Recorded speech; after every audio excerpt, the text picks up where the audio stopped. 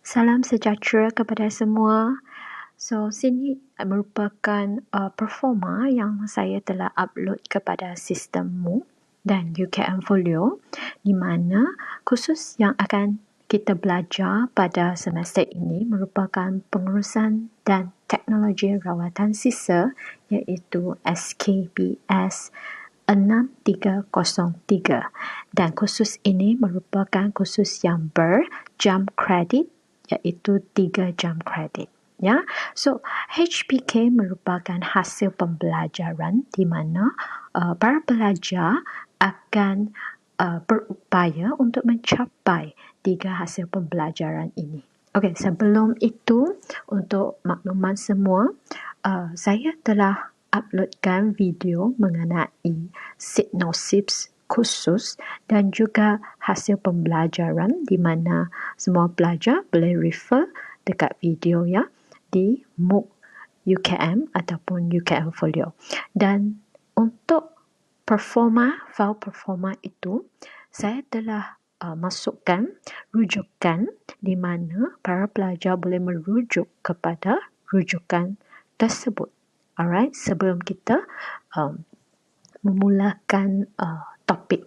Alright, so para pelajar boleh menggunakan rujukan tersebut untuk membuat assignment, laporan dan sebagainya. Itu merupakan rujukan yang akan digunakan oleh saya pada semester ini bagi kursus ini.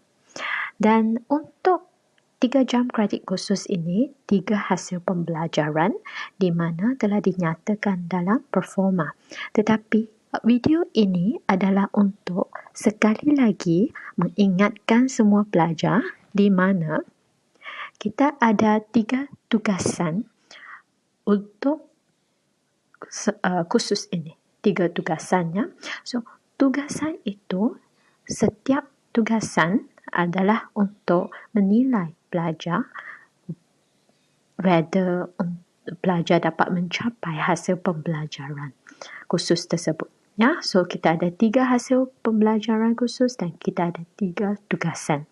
Dan tugasan merupakan laporan. Alright, laporan. Dan laporan itu dengan total 20% markah. Dan seterusnya, hasil pembelajaran kedua, kita ada projek. Tapi bukan secara kumpulan, projek individu. Alright, kita boleh discuss dalam kumpulan, tetapi tugasan laporan bertulis itu perlu dihantar. Alright, untuk dinilai secara berindividu. Dan selepas itu, untuk HPK, hasil pembelajaran yang ketiga, kita ada 40% untuk projek individu dan seterusnya pembentangan individu sebanyak 10%. So, inilah untuk menilai sama ada pelajar dapat capai tak hasil pembelajaran khusus ini. Dan all together, kalau kita tambahkan semua markah-markah, kita ada allocate 100%. Dan seterusnya, macam mana kita dapat mencapai markah yang tinggi dalam laporan yang dihantar. Alright, saya telah uploadkan file mengenai rubrik penilaian. Alright, so untuk rubrik penilaian ini, saya telah bahagikan markah sebanyak 100% markah. So, kita ada bahagian introduction sebanyak 10%. Kita ada content and relevance of selected topic about 60 untuk 30%. Kita ada development of ideas untuk 25%. Dan seterusnya, integration of relevant in literature and accurate referencing sebanyak 15%, conclusion sebanyak 5% dan presentation structure sebanyak 15%. Dan melalui tugasan yang dihantar, laporan yang dihantar daripada pelajar, kita akan nilai, saya akan nilai whether semua kriteria ini adalah as unacceptable, poor, satisfactory, excellent ataupun outstanding. Dan saya akan bagikan markah. Alright? Dan semua ini kalau kita add on dia adalah 100%.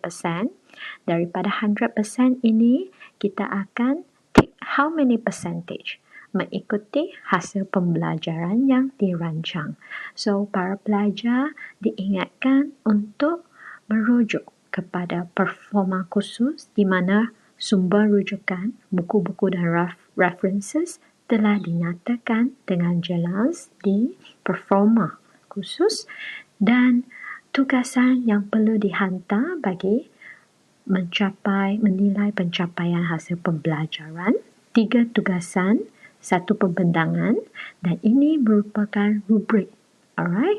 Di mana menyatakan macam mana penilaian markah dijalankan. Alright? Dan kriteria yang perlu dicapai.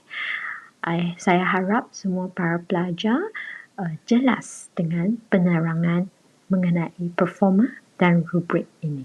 Sekian, terima kasih.